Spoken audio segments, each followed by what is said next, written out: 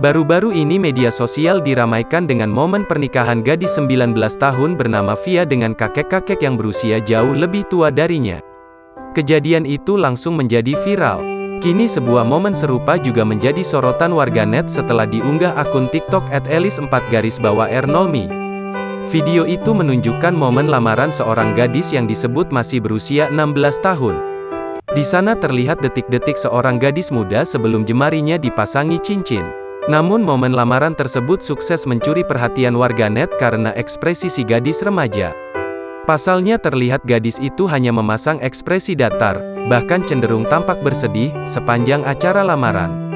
Ekspresi itu tentu jauh berkebalikan dengan pasangannya yang tampak tersenyum lebar, mengungkapkan kebahagiaannya sudah berhasil meminang gadis remaja tersebut. Sontak video tersebut mendapat beragam komentar dari warganet. Banyak yang memberi respons prihatin terhadap agenda lamaran tersebut.